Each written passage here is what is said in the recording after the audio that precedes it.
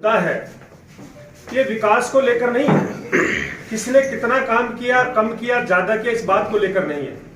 ये विषय है सबसे बड़ा मुद्दा कि आज हमारे क्षेत्र के अंदर जिस तरह से मर्यादाएं भंग हो रही हैं, जिस तरह से भ्रष्टाचार फैल रहा है और जिस तरह की बेलगाम जुबान होकर के ना व्यक्ति एक जनप्रतिनिधि इस तरह की भाषा उच्चारित करता है, हमारे क्षेत्र को खराब कर रहा है, उसको लेकर के कॉन्फ्रेंस की गई।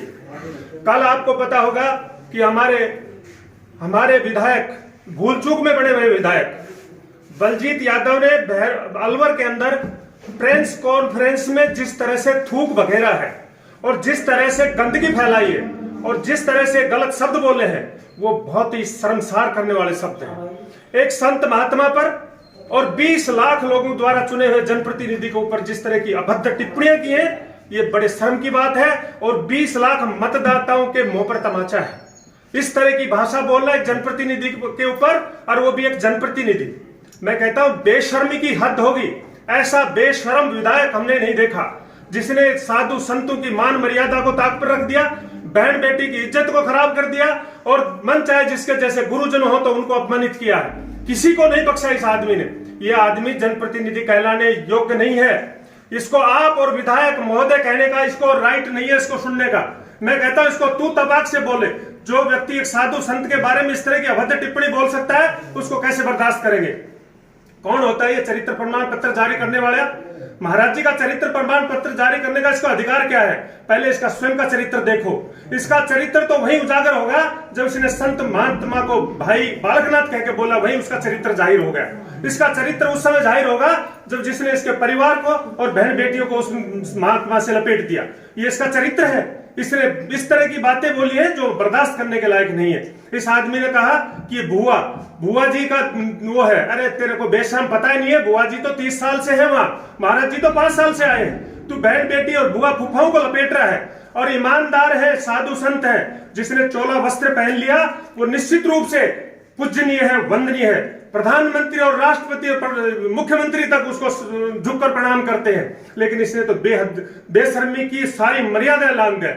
इस तरह का बेशर्म विधायक हमने नहीं देखा। ये बात करता है चरित्र की।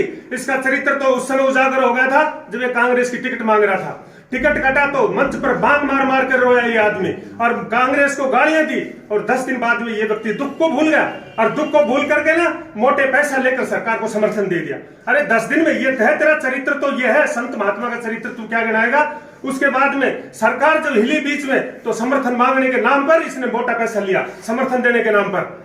तीसरी बार राज्यसभा सांसद का जब चुनाव हुआ तो सारे एमएलए एमपी सब अपने पार्टियों के अंदर चले गए। ये आदमी क्षेत्र के अंदर घूम रहा और क्या कह रहा कि नौजवानों को जो पार्टी आरक्षण देगी मैं उसके पक्ष में जाऊंगा। हम मूर्ख नहीं है, जनता बावड़ी नहीं है। तू अपने भाव बढ़ा रहा था यहाँ। अरे बेशर्म, तुझे पता होना चाहिए जो व्यक्ति चुनाव जीत कर जाता है, लास्ट में जो कैंडिडेट होता है, जो प्रधान का हो, जिला प्रमुख का हो, चाहे एमपी का चुनाव हो, चाहे राज्यसभा का हो, लास्ट में जाने वाला सबसे महंगा बिकता है।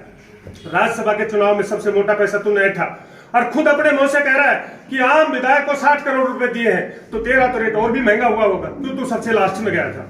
और वो कहता हमारे महंत बालकनाथ जी जो बुद्धिमान है, पढ़े लिखे हैं, और उसको कहता है मंदबुद्धि। जो एक हिंदुस्तान की मानी हुई यूनिवर्सिटी को चलाते हैं वो मंदबुद्धि है। तेरे जैसे पता नहीं वहां नौकरी करते हैं, लेकिन बहरोड की जनता से चूक हुई है। तेरे जैसे निर्लज्ज और नालायक और बेशर्म व्यक्ति को जनता ने चुना है। ये इस बहरोड क्षेत्र का दुर्भाग्य है। और ये विकास कम हो जाएंगे, विकास कम हो जाएगा, काम कम हो जाएंगे, कोई फर्क नहीं पड़ेगा, लेकिन हमारे क्षेत्र की मान मर्यादा और संस्कृति, सभ्यता, संस्कारों को चकनाचूर कर रहा है ये आदमी। ये क्षेत्र के लिए मतलब शुभ नहीं है, शुभ संकेत नहीं है। इस व्यक्ति को मैं कहता हूं बाहर का रास्ता दिखाना चाहिए।